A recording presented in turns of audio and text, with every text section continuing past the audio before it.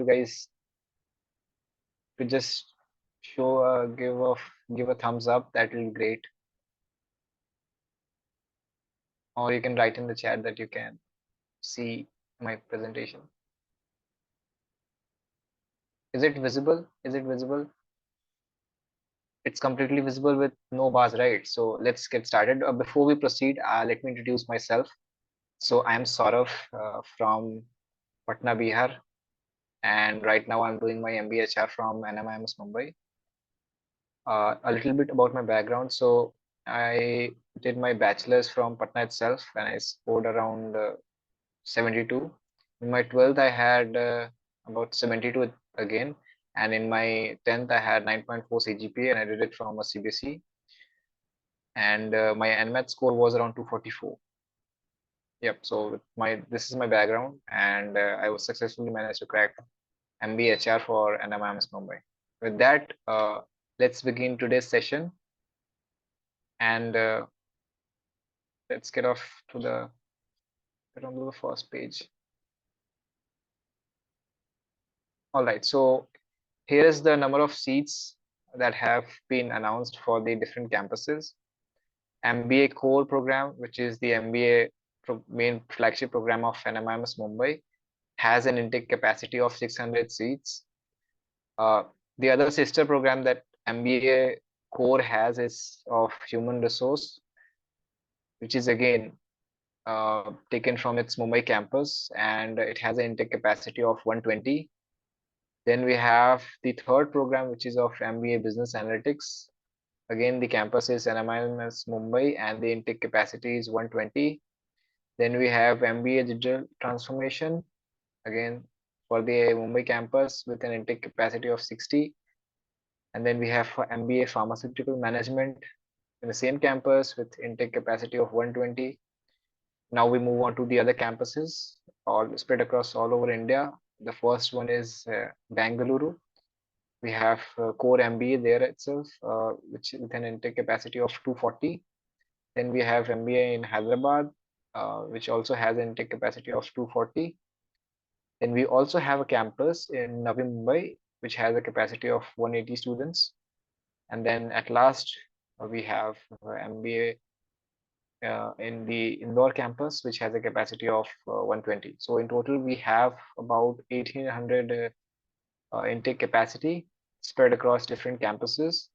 A good thing to note is that to maintain the diversity of candidates, we have a 30% seats reserved for female candidates. So that is to ensure that we have sufficient number of representation from, excuse me, from different genders. And this is the cutoff for this year. Last year, the cutoffs were slightly lower. I guess they were around 232. This year, they have been increased to 234.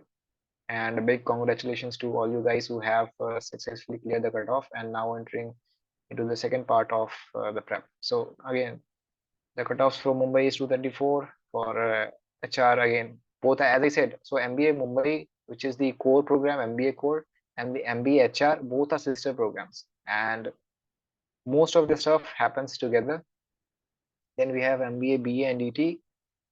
They are also kind of sister like MBA core and MBA HR. So MBA BA and MBA DT programs are very similar, and they are held together. And then we have MBA Pharma, MBA core at different campuses with different cutoffs. So let's quickly move on to the next slide, which is the flow of events. So what should you expect now the shortlists have been released? I'm sure you must be filling your SOPs and some of the additional details that you have been asked to fill. After you fill, you'll have a chance to book your slot by paying a small fee. Once you book your slot, your D-Day is locked. On that day, you have to be here on campus. There are usually 2 shifts in a particular day, and you have to opt for either the morning or the afternoon shift, and then the reporting time will be allocated to you accordingly. So coming to the D-Day, when you'll be in Mumbai for your PI.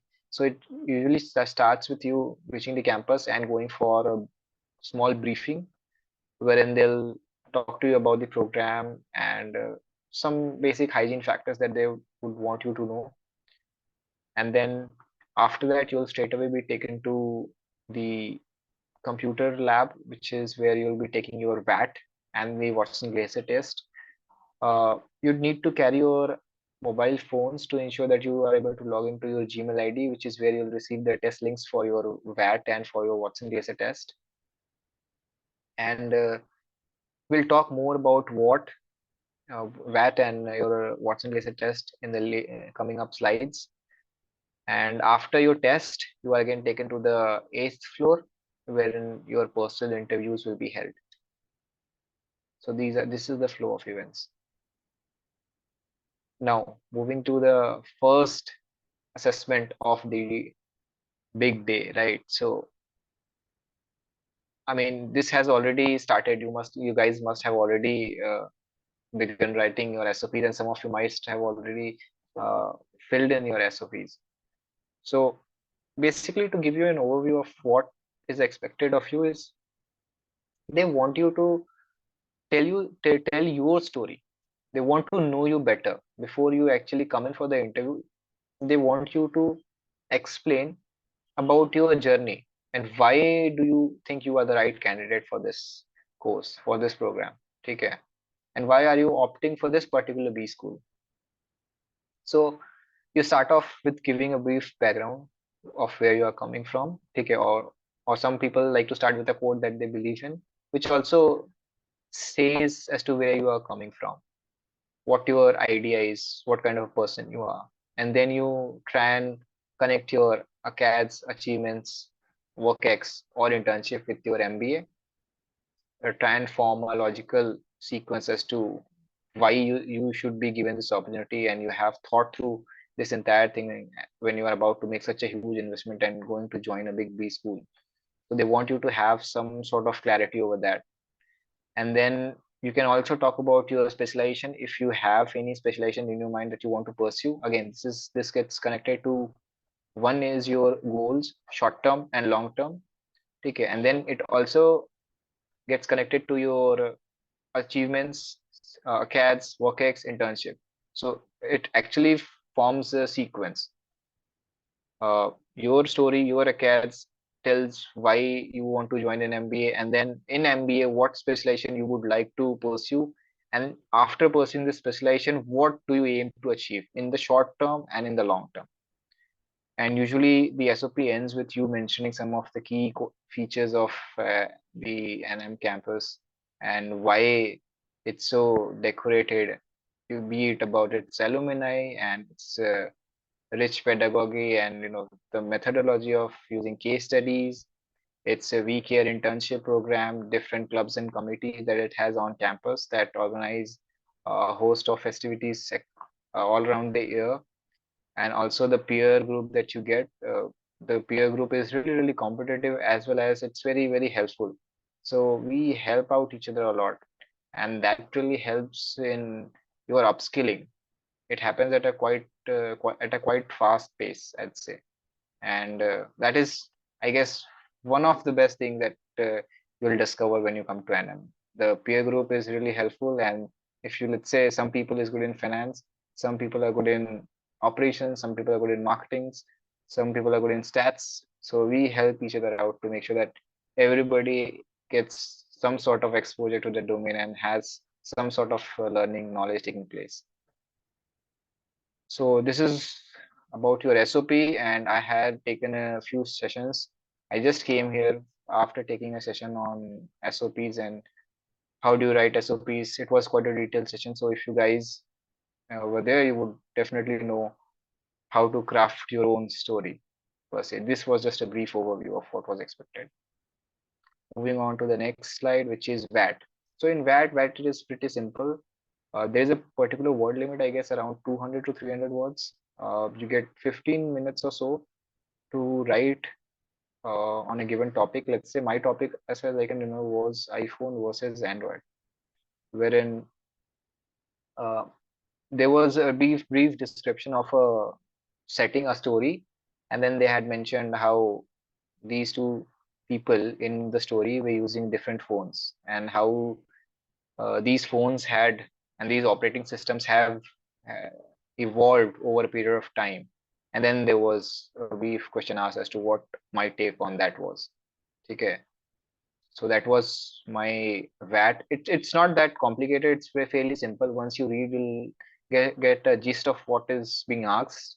And then if you have practiced VAT, and if you have practice using tools such as Pestle or SWOT, okay, so you'll have an easier time to explain different things. There are also sessions on VAT by PrepBee, wherein they have explained different models of analysis that you can use to write about a particular topic. Moving on to the next slide, which is of Watson-Glaser test. So basically this test is of 40 questions, and they need to be attempted in a time period of 30 minutes. It is a critical reasoning test that has 5 sections. There are no negative markings, so you must attempt all the questions.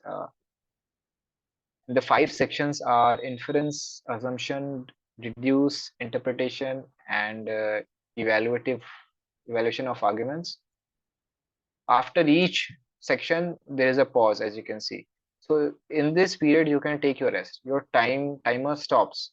So the 30-minute timer that is running usually stops, and you can take a break. You can have some water, or you can relax, breathe, okay, and then again you enter the next section. When within a section, you cannot stop because your clock is running. So make sure that you have sufficient break between the sections, and once you are in the section, make sure that you attempt it very sincerely and give sufficient time to each of the questions. Okay, so that's my take on it. And to practice, I'd suggest, if you have already cleared NMAT, you have had a chance to practice your LR for CAT, for ZAT, for NMAT, and for other exams, OMTs, then you should be fine. You should not be worrying too much. If you want to do something, a good idea would be to try and figure out the type of questions that are asked in inference, assumption, and deduce, interpretation, and all these 5 sections, because there's a slightly different pattern of options that are being given in these type of exams, and it will be better if you get used to it. You can opt for some mocks that are available online. You can also search on YouTube, simply type Watson-Glaser test, mocks practice, view videos. So you'll get an idea of what kind of questions are asked in the exam. They're not too difficult, and they're not too difficult to, I guess. They're pretty easy to manage, I'd say. If you have come this far, you should not worry too much, but just get an idea of what kind of options they're offering and basic idea of the questions that they will be asking.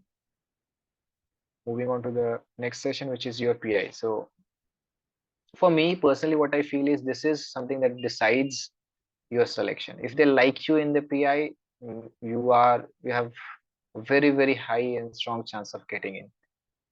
Some of you may be asking, why do you think so? I have facts to support my claims. So the cutoff last year was 232. I know many students who have made it to NMIMS at exactly 232 NMAT score. So they scored just they just managed to clear the cutoff and get the call, and they managed to convert it. Incredible personalities, I'd say. So obviously they left an impression that they are really deserving of this chance, and they got the chance. They are in. So if you have got a call, you have a very strong chance of converting that call. Now coming to PI, basically it starts off with your SOP. They ask you of the instances that you have mentioned. If you have mentioned working on a project, if you have mentioned about your work-ex in your SOP and the things that you did, they'll ask you more about it. What did you do? And they try and test some of the claims that you have made in your SOP. Some of the things, if you have mentioned that you like to do, if you like to do painting, they'll ask you why. And so generic questions related to your SOP. And obviously the tell me about yourself is one question that you must have prepared, and it's a pitch, again a pitch for you to sell yourself. That's what we call it, to sell ourselves that we are the best candidate for this B school, and we bring the value and the talent that this B school really stands for. Okay. And moving to the third point, which is about your strengths and weaknesses. So here you have to, they sometimes ask you what are your three strengths and weaknesses. So it is something that you must prepare as a HR question or a hygiene question. And then they ask you about work X and your learnings from your work X. What has been your feedback? For example, some of you who have work X, uh, they go through a performance review at a fixed period. If you are in Deloitte, it probably happens every 6 months. If you are in any other company, it probably happens yearly.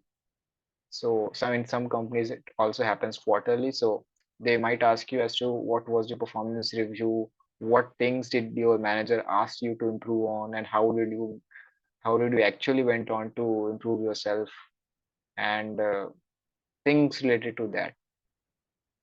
And second last point, which is about your undergraduate degree. So they might ask you some questions from your undergrad degree to just to understand if you were really attentive student in your undergrad. Necessarily, it's not necessarily that they will definitely ask you, but they might. They often do ask. The last point is, I think, the one of the most key and most important points, which is to be updated with the current happenings. For example, whatever has happened in the past week, make sure you know about it. For example, last week, I think there was a summit in Gujarat, and so if there is something, if there are events like that happening, you must be really aware of it. Read newspapers, and if the budget session is announced and your interviews after that, you have scheduled your interview after that, make sure that you know about the budget. What's the key takeaways? You'll not be expected to know everything, but you'd be expected to know at least the basics of it. And what is your understanding? What do you think the direction of the economy will be? And what is the government trying to uh, do with this sort of its, I mean, is it going for more capex, or has it made changes in the FDI? Is it looking to divest itself from some of the public sectors? So yeah, some of these things you need to brush.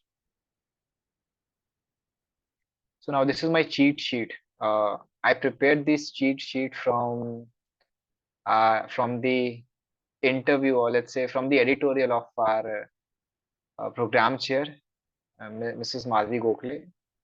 So she says that these are the things that they are looking for. Okay, and it's from our alumni. So it was something that we were sent as young NMIMS students. Okay, so we were sent this alumni wherein they had explained as to why we were selected and what qualities they had seen in ourselves. So first is they are looking with candidate who has speaking and thinking ability. So they'll ask you questions when you'll have to on your feet think about it and present your analysis. Okay. So it's very key that you have that thinking ability, because management is nothing but they train you to make decisions, and more, I mean, almost every single time the decisions are never very simple. They need you to calculate and different things. There are a lot of permutation and combinations happening, so you have to have that thinking ability, and then also the ability to articulate what you are thinking in a way that satisfies and present your argument in a very coherent manner. The second is your domain knowledge. As I said, your undergrad or your work ex, something that you have worked upon, they'd be testing you for that. General awareness, again, I cannot stress enough as to how important this is, because they'll definitely ask you what you have read in today's newspaper or yesterday's newspaper or in the last week, or tell me a news that you think is a major news, that and what is your analysis of that. The next is global happenings. They might ask you things related to some of the political happenings like the war. During my time, there was war of Ukraine, so that was a really hot topic. Although I was not asked about it in my interview, but yeah, some people had been questioned with respect to that. Now, coming to some of these qualities that I have mentioned, some of these are in bold, okay, and these qualities are the ones that they are primarily looking for. So if in the SOPs as well as in your PIs, when they ask you a question, okay, let's say tell me your quality, yeah, tell me about your work X, what did you do? So when you start telling your story, okay, make sure at least some of these qualities are being reflected. Let's say for resilience, if they ask you that, tell me about your work X or perseverance. So when you are answering your questions regarding your work X, na, right? So you have to tell that how challenging the work was. Okay, introduce, give a general idea, a brief idea of what your organization was, what your role was, and then tell them about a project wherein you discovered difficulty. Okay, and tell them how you managed to navigate through all that challenge. Okay, and then how did you overcome it? What was your learnings and key takeaways?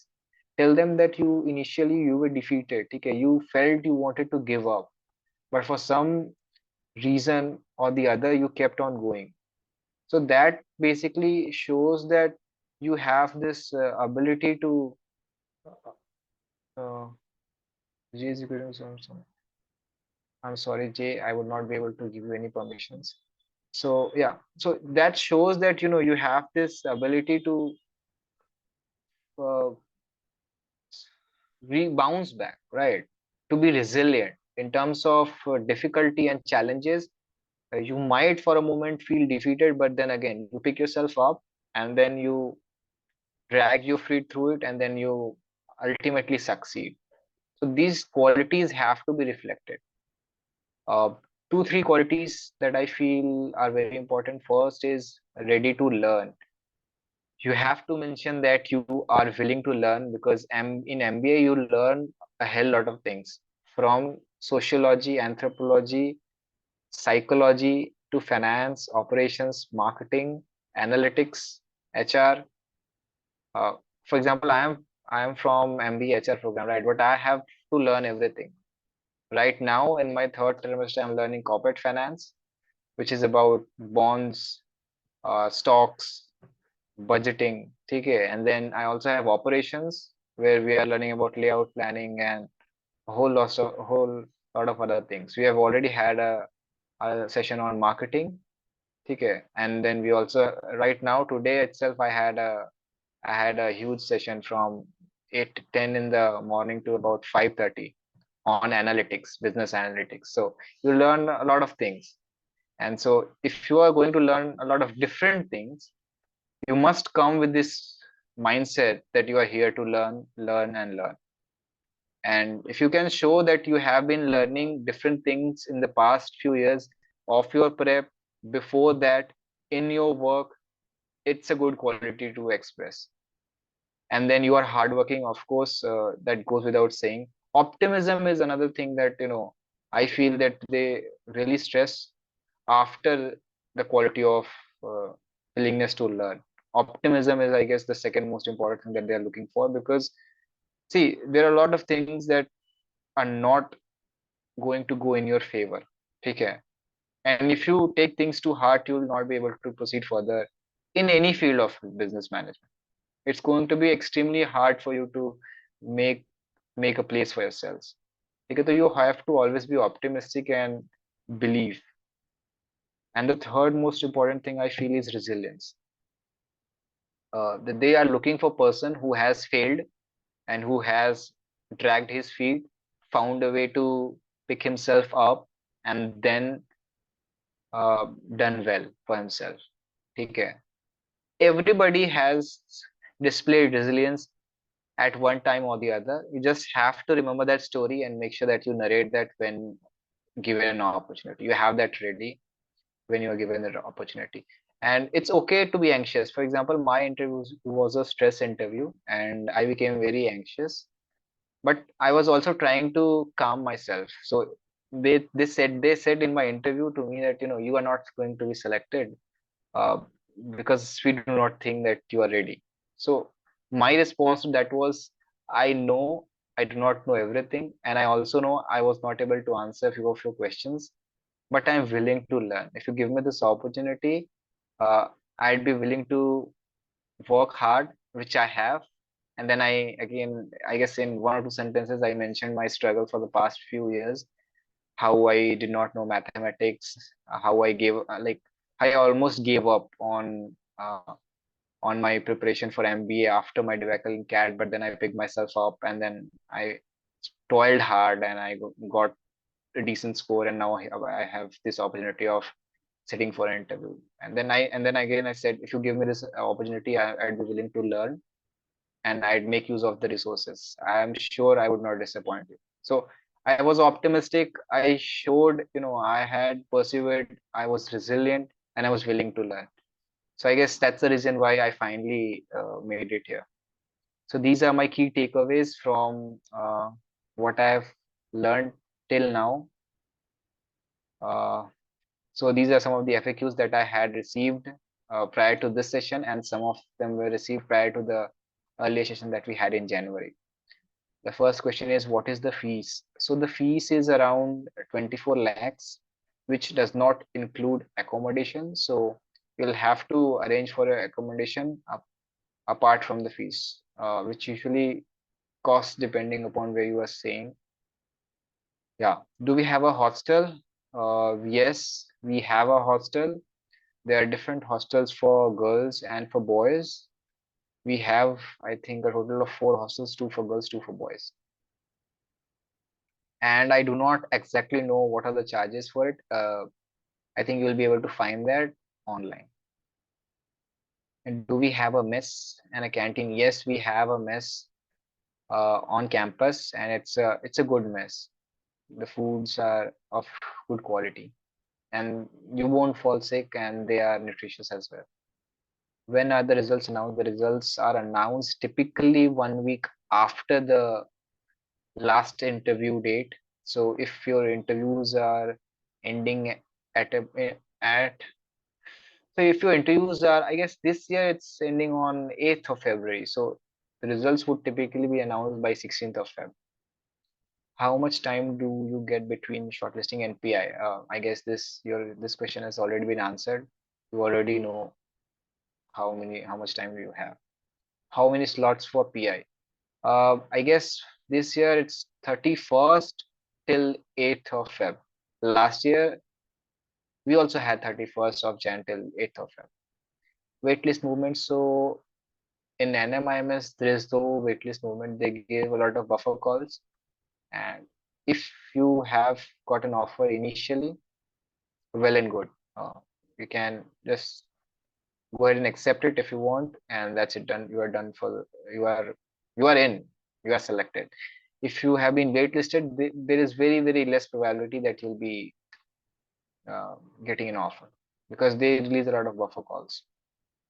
What is the safe score? Again, I guess this question does not make any sense, because you guys have already cleared it, and I have already mentioned that people who have just cleared the cutoff, they are also sitting inside the NMIMS. So there's no safe score. 260. I know people with 260 and with great work ex, 3 years of work ex in consultancies, okay, not making it through. So that's the whole story of it. Yeah. So